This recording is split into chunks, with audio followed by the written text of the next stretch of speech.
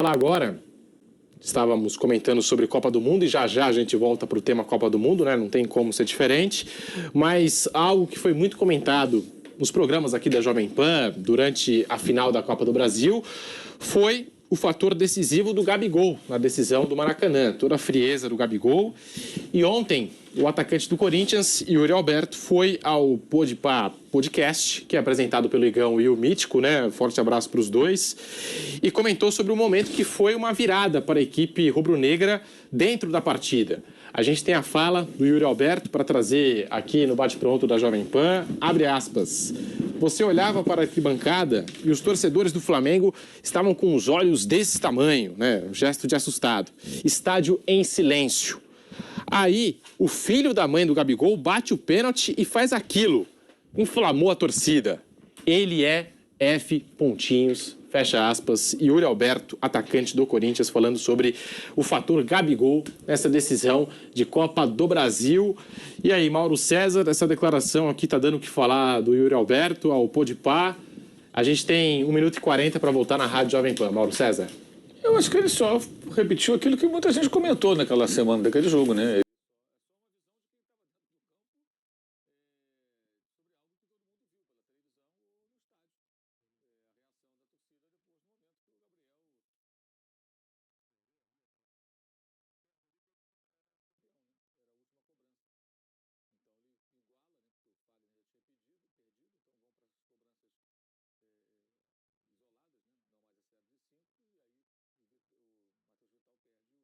O Rodinei converte. Mas assim, isso foi amplamente falado.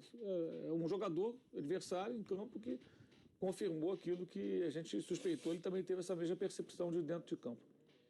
Muitas pessoas que estiveram no estádio naquele dia, inclusive o nosso pilhado aqui, o Thiago Asmar, citaram que esse foi o momento de virada do Flamengo naquela disputa de pênaltis.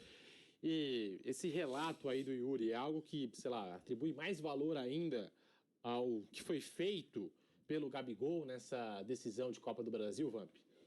Também, né? Não só isso diante do Corinthians, né?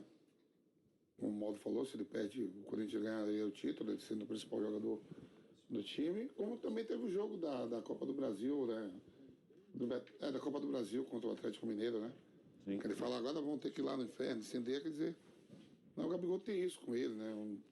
Tá conquistando tudo com o Flamengo, né? Eu lamento muito, eu gosto muito dele assim como jogador, não conheço nada, acho que poderia estar tranquilo ali no grupo dos 26.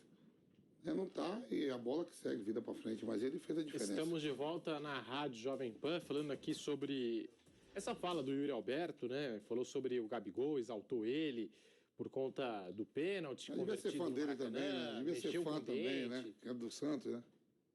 Ele é do Santos, né? Sim, os dois. A sequência vem ali. É verdade. Yuri Alberto e Gabigol. Para você, Vanderlei Nogueira, essa declaração aqui do Yuri Alberto, que eu vou repetir para quem está no rádio, né? Aqui de novo, abre aspas. Você olhava para a arquibancada e os torcedores do Flamengo com os olhos desse tamanho, né? Assustados. Estádio em silêncio. Aí o filho da mãe do Gabigol bate o pênalti e faz aquilo, inflamou a torcida. Ele é F. Pontinhos, fecha aspas, a declaração do Yuri Alberto no Podpah Podcast. Vanderlei? Foi ótimo para o Gabigol e foi muito legal o Yuri Alberto dar esse registro. A página está virada, o título já foi liquidado, ele está sendo muito competente, não se sabe se ele vai continuar no Corinthians ou não, e ele reconhece aquilo que nós falamos aqui, todo mundo falou. Além da qualidade jogando futebol, é um personagem, ele consegue se comunicar com muita facilidade com a torcida do Flamengo e acordou a torcida naquele instante, arranjou uma fumaça para cima do Corinthians. Foi muito legal, bacana. Foi quando você é elogiado por quem não é do seu círculo, que não é o caso, que é o caso, se fosse elogiado por alguém do Flamengo, tem tudo a ver, mas é adversário, joga na posição dele e faz um elogio desse pela importância de um gesto praticado, acho muito legal.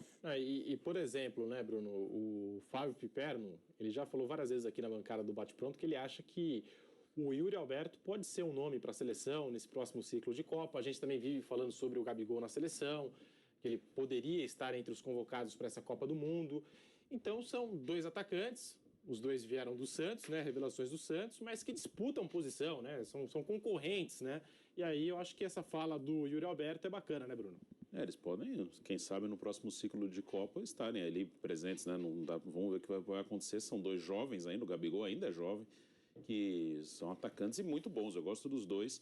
Mas o Gabigol ele tem muita identidade com a torcida do Flamengo, né? Não só porque ele faz gol, porque ele é decisivo, ele ganha título, claro que isso é fundamental, mas assim como vários outros, assim, em relação ao seu clube, que eu acho que o clube ele tem muito a identidade do que os rivais falam dele.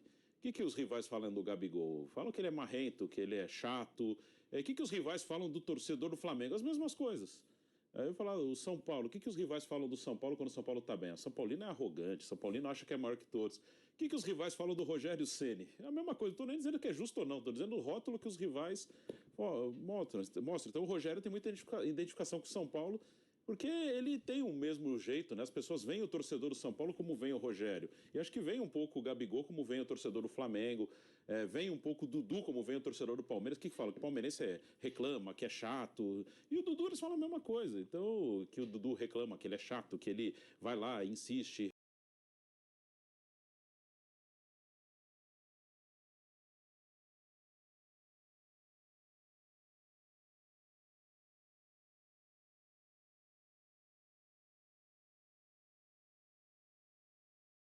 E discute, briga.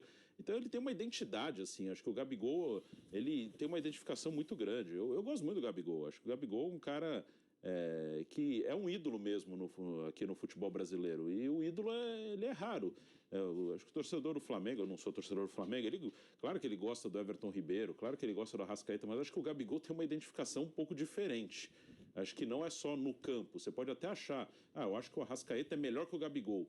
Mas acho que o Gabigol ele tem uma identificação de comunicação, assim, do jeito de ser com a torcida do Flamengo.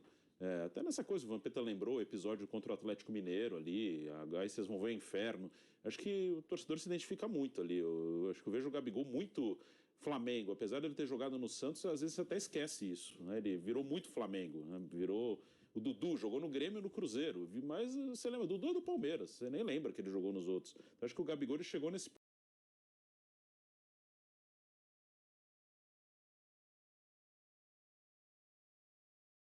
que você nem lembra mais da passagem dele no Santos. E olha que ele fez, acho que 70 gols pelo Santos.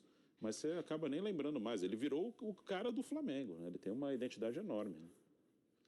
Tá aí, portanto, a análise do nosso Bruno Prado, a gente falando aqui sobre o Yuri Alberto, essa declaração que ele deu ao Podpah Podcast, exaltando, falando do Gabriel Barbosa, né?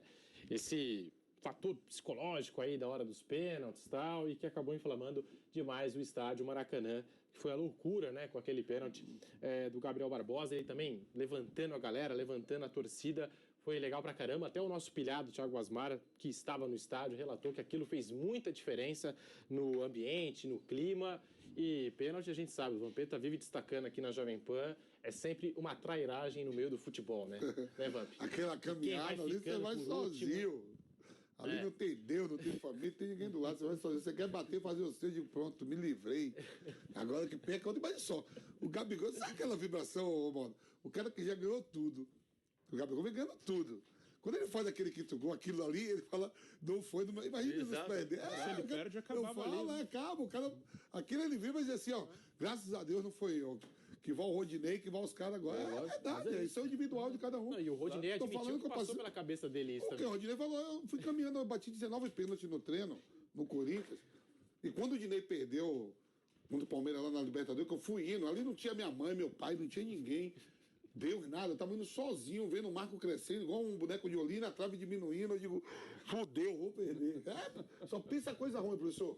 Não vem coisa boa na cabeça, verdade. Agora quando tá 2-0, 3-0, você fala, se eu bater agora dessa forma, agora eu me consagro. Uma coisa de louco mesmo, só o Louco Abreu fez na Copa do Mundo. O Louco Abreu dá uma cavada daquela, a disputa foi o Uruguai e Gana, né? Ali é coisa dele. Tudo que aconteceu. Dele é de tudo. O Soares é expulso. Soares deu uma tudo de goleiro. Só o Louco Abreu que não passou nada na cabeça dele. Vou dar uma cavadinha aqui. Também o Uruguai é menor do que a Zona Leste, né?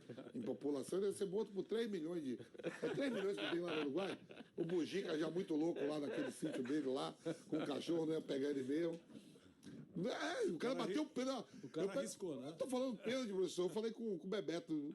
Eu falei, Bebeto, que era o quê? Ele falou, Bebeto, o que eu rezei. Aquele jeito de Bebeto falar, vampetinha, o que eu rezei pra não chegar em mim. Ele era o quinto, 94, que ia bater. Né? Mas é que é o Baggio, o Baresi, esses caras como tá. O Careca e o Zico, numa festa que a gente tava jogando aí, esses jogos aí de final de ano, Careca e Zico falou, só pode bater pênalti no jogador ruim, que ninguém lembra quem é quando perde. Vou ter que ir, só vai os ruins logo, vai. Tudo ruim. História ainda, né? Os Ficou mal ruins. marcado, pelo menos. Os né? ruins, ninguém É lembra. ruim, mas Ninguém lembra, os ruins tem que bater. Todo mundo fala assim, pô, Sócrates perdeu em 86, né? Mas ninguém lembra que o Júlio César também não era ruim, mas zagueiro, né?